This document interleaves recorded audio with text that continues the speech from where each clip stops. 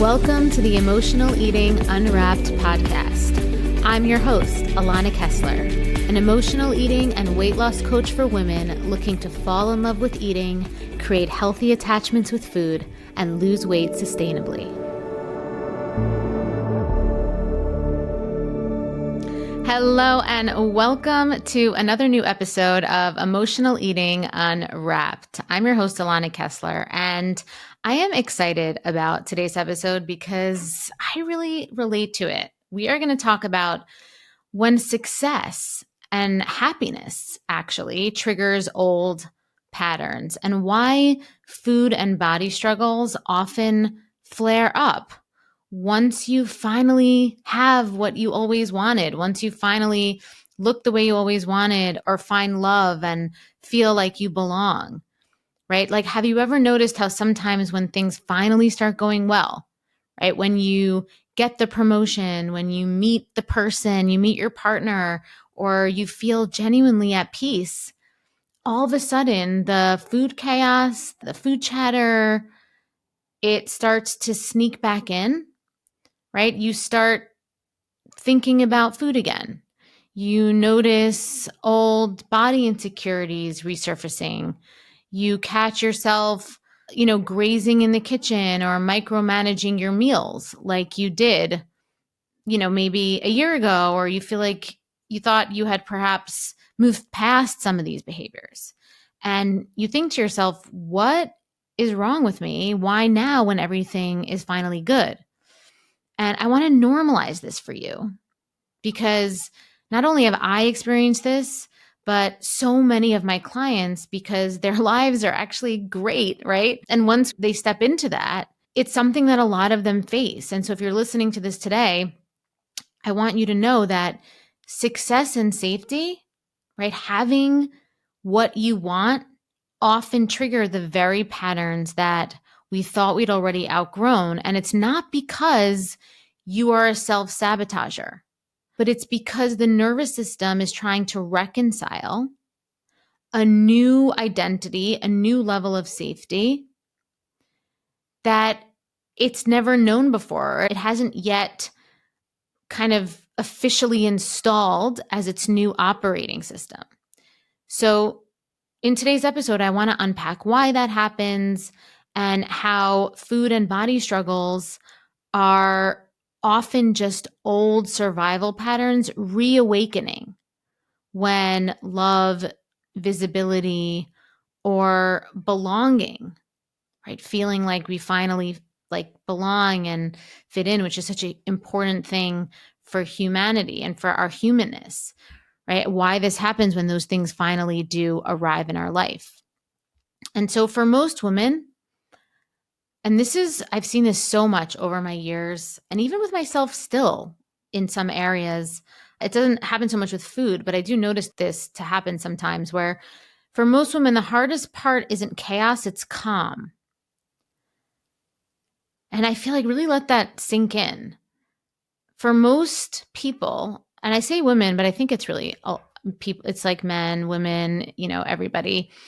The hardest part isn't chaos, it's calm, because chaos for so many of us feels familiar. It's predictable, even if it's painful.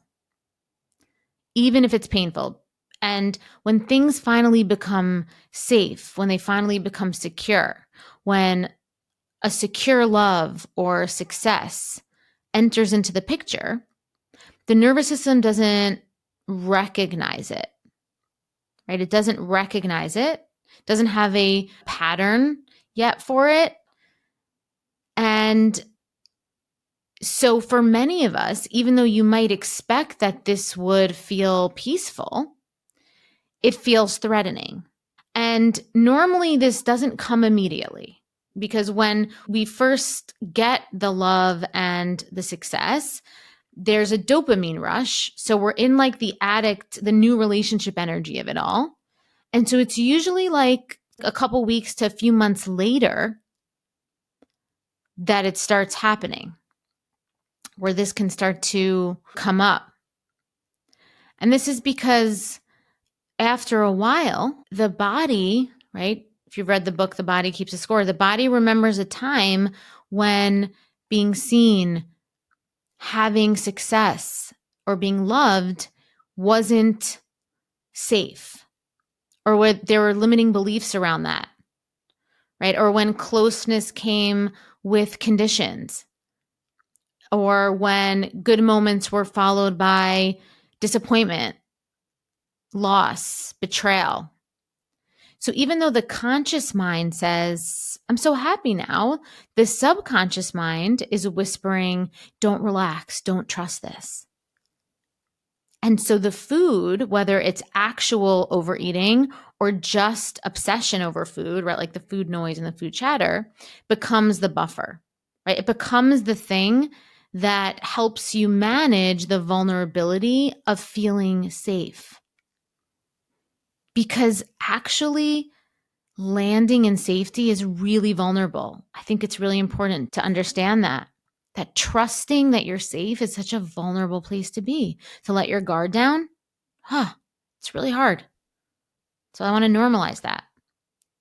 Because the moment you finally feel safe is often the moment that your survival patterns come up and ask, are we sure? Right? Are you sure? And secondly, when you have success, when you have connection, when you finally find that love, it brings visibility.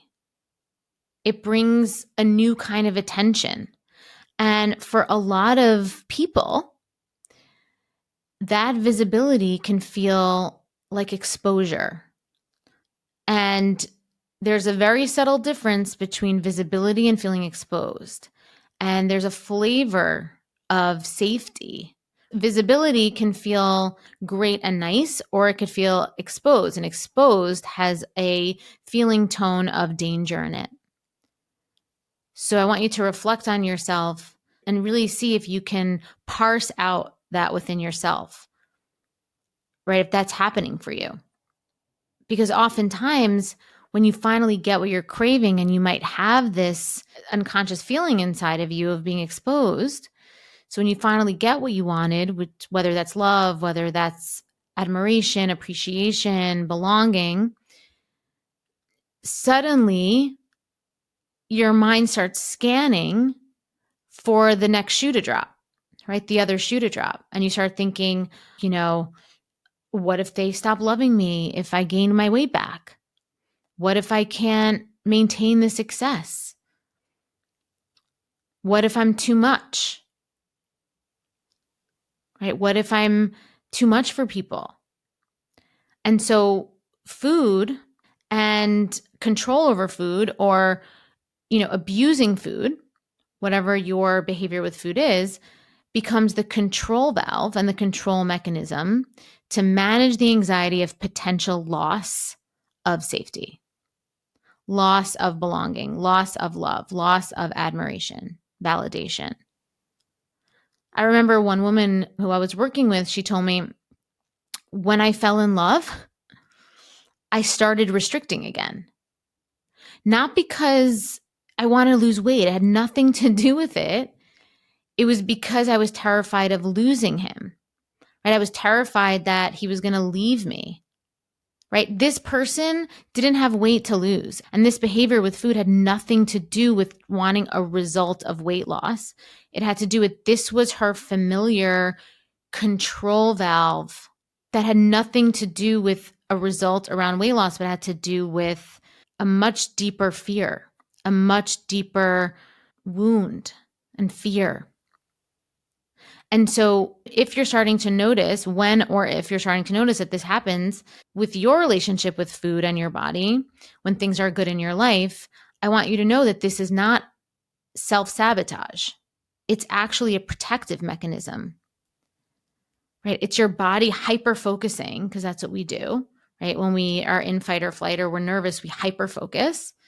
And they're like, if I can control this one thing, maybe I can control the pain if it all falls apart. Or also, you're sort of blocking yourself from really feeling the goodness of it all by distracting yourself with this control situation, right? Sometimes food chaos is not about hunger. It's not even about food or body image at all.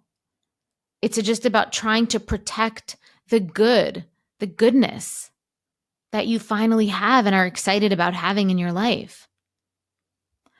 Because when you do finally have that, when you heal, when you succeed, when you fall in love, when these things happen for you, you enter a new reality.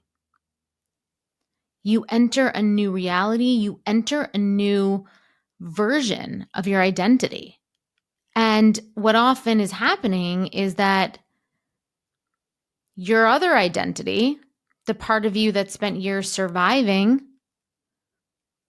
right, in this survival mode, scarcity mindset, chasing, working hard to get it, right, to get there, hasn't caught up yet to this identity of yourself that's there and has it, right? You've been the struggler, you've been the fixer, you've been the achiever, the always working on yourself, right? You're like, this is who you are, right? You're always chasing the end goal, and suddenly you're at the end goal and you don't need to be that person anymore. And that can feel super disorienting, right? A client of mine in a coaching call a couple months ago said to me, I've built my entire identity around trying to fix my relationship with food and my body.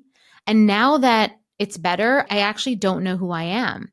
And this identity lag, because that's what it is, it's a lag between two identities. It can make success, feel like loss, because you've built, even though it's kind of been a struggle bus, you've built safety around the struggle. So what happens when you're in a good place and you're in the abundance and the good feeling and the goodness that you were chasing this whole time, when you're finally there, the brain unconsciously brings back old patterns after the high of the dopamine, goes away, that you've gotten it, right? You've gotten there because there's a high with that. Once that goes away, your brain unconsciously brings back old patterns just to feel like you, but the old you. But that's what your nervous system and brain and operating system has known. So it's going to try to go back. So that's what I want you to understand, that so when this comes up, this is not backsliding. This is an opportunity for integrating. And what's happening is the old identity and the new identity are learning to meet, right? The self that's learning how to be peaceful, that's learning how to be in the good life, is catching up to the self that lived in pain, or the other way around, however you want to see it. But either way, they're integrating together. And every nervous system has an upper limit, right? So we hear this all the time with people that win the lottery, right? It's like they win the lottery, somebody who has never had large sums of money before, they win the lottery. And how many times have we seen that those people end up like, I don't want to call it sabotage, right? Because it's not sabotage, but on the outside, it could look like sabotage. But a lot of times those people end up just like exactly where they were before. And it's like, wait, but I don't get it. You went to get a lotto ticket for years and years and years, chasing that reward. And now you have the reward and now you're back to where you were before, right? Like you somehow were back where you were before. And that's the same type of thing with this, because it was never about, like, having more money is not going to make you a different person unless you've expanded the capacity of your nervous system's ability to hold and receive the goodness. Because every nervous system has an upper limit. Every nervous system has a threshold for how much safety, success, and love it can tolerate before it flips into dysregulation. And when you go beyond that upper limit, the body says this is too much. It doesn't even matter if what's happening is good, right? Like my lottery example. Your system associates expansion and goodness with danger. It doesn't matter if on the outside, externally, it's quote unquote a good thing. It's still expansion. It's still dangerous for your nervous system. That's why when things get better, the subconscious is going to pull you back, or might pull you back towards the familiar discomfort. You've built a good life. From the outside, it looks like you have it all together. You eat clean, you work hard, you take care of everyone. But there's this one area that still feels impossible to master, and that is food. You can eat perfectly all day and still end up in the kitchen at night wondering why you keep doing this. You promise yourself you'll start fresh tomorrow, and I know you mean it every single time. But the cycle, it always finds its way back, especially when you're stressed, when you're overwhelmed, or when you're just tired of being the one that's holding it all together. And I get it because I lived that way for years. And what I learned is this: the problem, it was never about food. It was the pressure underneath it, the perfectionism, the self-doubt, the part of me that never felt safe and secure to just be me. And that's why I created the sober eating sequence.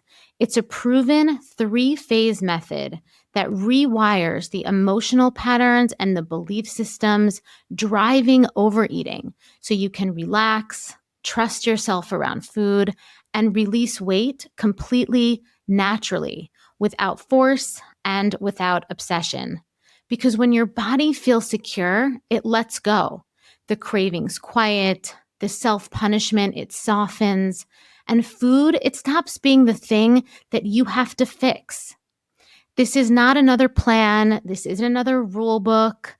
It's a revolutionary transformation for your nervous system, for your body, and for your identity. So join the sober eating movement today. The food, overeating, patterns that you thought, the cravings and giving into them, the body obsession, the old chaos, because chaos can feel like home. So the real work here, the real way that you're going to get what you think, like someone who wins a lottery thinks the money is going to give them, or what you think the weight loss is going to give you, right? The real way you're going to get to that result is learning how to expand your capacity for safety, right? Expand your nervous system's capacity for safety so that you can train your body to know that abundance and peace and feeling good is not a setup for loss.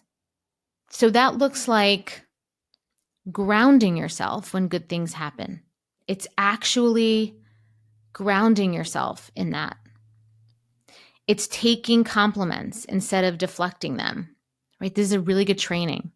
It's letting yourself feel proud without waiting for the other shoe to drop. When you let yourself feel these positive self-esteem building feelings, like, where you anchor yourself in the good thing and you let that wash over you. When you get a compliment and you actually say, thank you so much, that feels really good to me. When you let yourself integrate that, let that laminate in your cells. When you get a success and you actually let yourself feel proud without suppressing that because you're worried it's going to look arrogant, right? Instead, just let yourself feel like, yes, I am proud. That was great. Train your body to feel uplifted and good about yourself. That is what you need to do. Because at the end of the day, every nervous system has an upper limit, but that upper limit, similar to how the brain is neuroplastic, the nervous system also can expand. The thing is you need to stretch it gently with little behaviors, micro behaviors, like examples that I just gave before. You don't want to eliminate the upper limit. You want to keep growing the upper limit, keep growing it, right? And so when you do that, you become this version of yourself that is the new identity, who knows how to receive without worrying, without deflection, right? Knows how to receive without something in the back of your mind being like, oh, this is going to go away, right? You know how to let love in, how to enjoy success, how to eat, right? Without fear. It's not like you're now this perfect, untouchable version of yourself, right? You just continue to notice, because as you elevate your identity, more triggers like this are going to come up. You're going to learn so much more about yourself, and another upper limit is going to reveal itself to you. But that is what evolving is all about.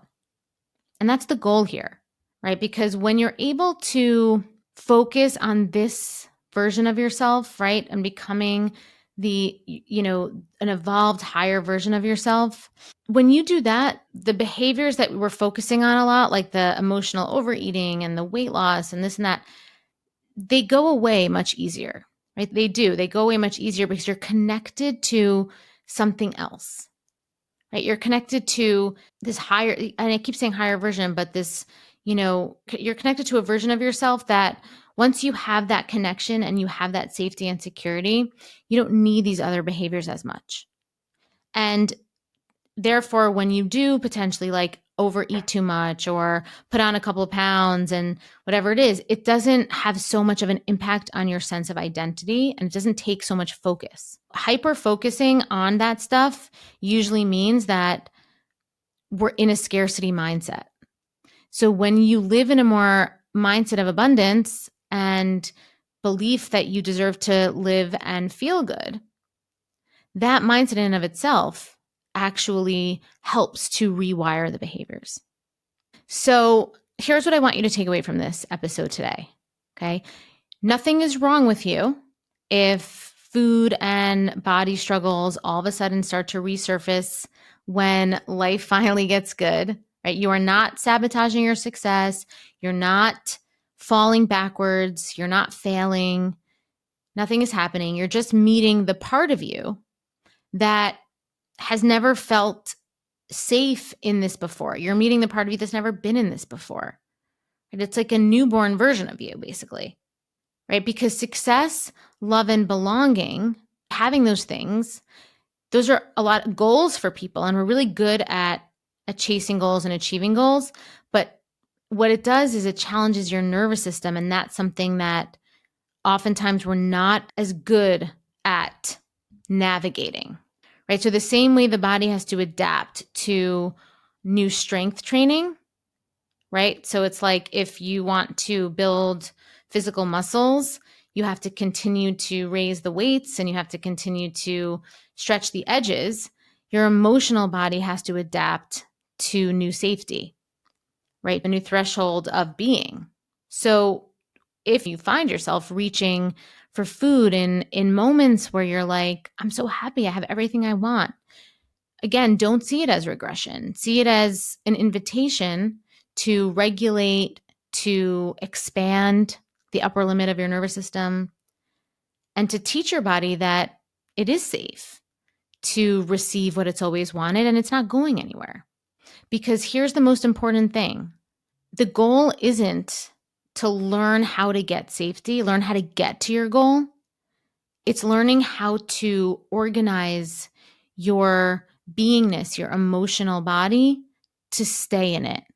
Okay, that is oftentimes the most challenging part. It's not getting there, it's staying there. So that is all I have for you for today. Thank you so much for listening to today's episode. If you are watching on YouTube, please like and subscribe. If you are watching on Spotify, please subscribe to us there, leave us a review there.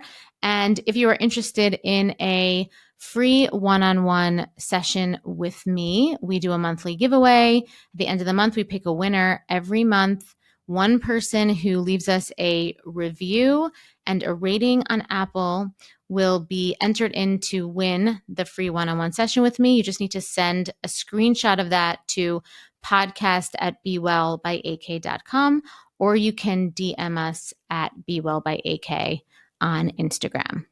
Thank you so much again, and I will see you next time on Emotional Eating Unwrapped.